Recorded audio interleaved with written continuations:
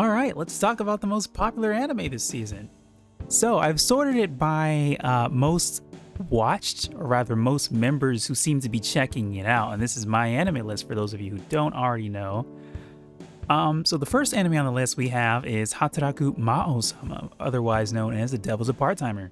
Long story short, a demon lord isekais to another world. He goes to another world through a portal, and he needs to find a way to live and survive, so he decides to work at McDonald's, and he decides that he's going to take over the world by going through McDonald's, and the hero follows him to this other world, and they are just working normal jobs. It's very interesting. Highly recommend it. As you can see, it's a 7.71. That means it's very good, not really super masterful or anything like that, but you know, if you're interested in those types of things, you'll probably like it. We have Rent-a-Girlfriend second season. Now, I haven't actually watched this anime, but I do know like a good number of people like the first season, and clearly this is the second most watched show of this season, above shows that, you know, are very, very popular. So I imagine, you know, people generally like this. It's some sort of comedy romance, you know, looks like it's some sort of harem thing going on here. Well, not really my cup of tea, but if you like harem romance types of things, it's got a 6.67, not really that good, but right, give it a shot. Then we have Overlord Season 4.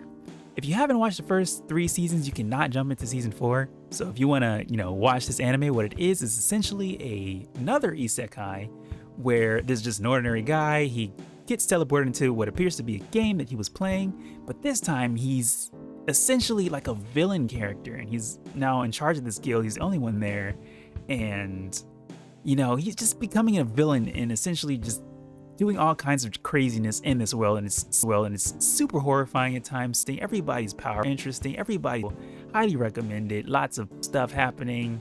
It's fun. Lots of action. We have Classroom of the Elite Season 2. So if you haven't seen Classroom of the Elite Season 1, you cannot jump to Season 2. So Classroom of the Elite is essentially about some guy. He's a super genius, but super apathetic as well. And so he gets caught up in all this, like, you know, you can see that there's drama and suspense. He gets caught up in a lot of drama that's going on, but he doesn't really care about any of the drama, except that sometimes he ends up helping out people. And so you have him essentially like giving his genius expertise to these situations in ways that maybe aren't so great. But some, like, they usually work out, you know, like, and people are like often impressed by him, but oftentimes they also don't know that it was him, because he often shifts the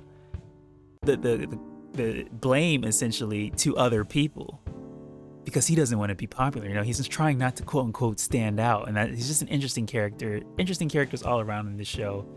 It's fun. It's a fun watch. You know, you see it's 8.12. It's one of the better anime in the genre. Very good. That's what that means. Very good, but not like, you know, a masterpiece. Very good. We have Call of the Night. Now, this is a personal favorite for the season for me, like one of my favorites. And I say that because the visuals in this anime are absolutely stunning. Okay, so like there's a lot of like yellow lighting at night, and it's like a lot of oranges, a lot of purples, and it's like, you know, all the scenery and the backgrounds are just perfectly chosen.